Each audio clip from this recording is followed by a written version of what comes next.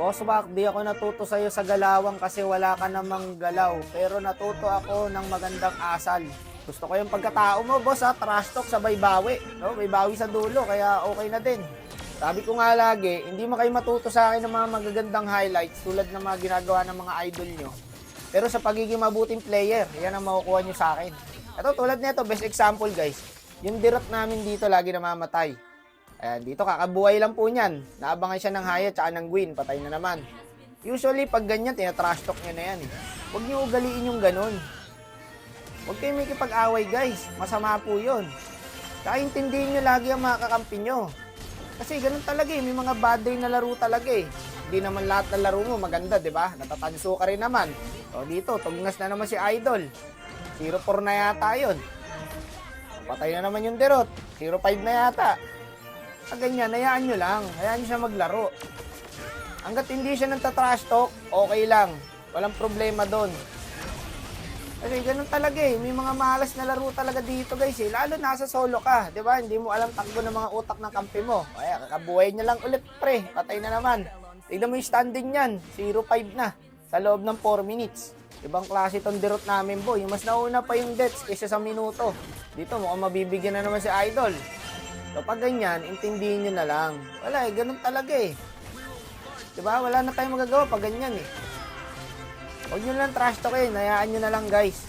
Kasi makakabawi yan eh. Think positive lang kasi boy. Isipin mo, lagi makakabawi yung kampi mo. So, tignan nyo ha. Ito, best example to. Tignan nyo dito, makakabawi yung direct dito guys. Hindi, legit. Panoorin nyo. Mabayaan nyo siya makadistarte. Tiwala lang ba? Ayan, o, tignan nyo. Diba, nakakills na siya. Kasi isipin mo, kung tatrash talkin mo yan, masasayang lang parehas oras nyo. Away kayo ng away. Mawala kayo sa focus. Pero kung hayaan nyo lang maglaro, hayaan nyo makabawi, ito ang mangyayari boys. Marami na kasi masasamang player talaga dito sa solo guys. Sa totoo lang. Ito ang magiging resulta pag hindi mo tinastok yung kampi mo. Makakabawi naman talaga kasi. Isipin mo kung tinastok namin yung dirot dito. Feed na siya. Tapos mawawala pa siya sa focus. Ito talaga kasi kadalasan ng problema guys pag nasa solo. Dito tayo madalas matalo eh. Pag-away tayo ng away eh. Ano, di ba? Bawing-bawi na yung mga kampi. Lamang na lamang yung kalaban sa early guys. Tingnan mo, nabawi agad namin yung score. Diba? Go with the flow lang to eh. Hindi nyo kailangan mag-away dito boy. At sikreto lang talaga dito para manalo, magkaisa. Medyo may katapangan din kasi si Idol eh. Oh. Kahit 4, 5, pinapasok niya eh.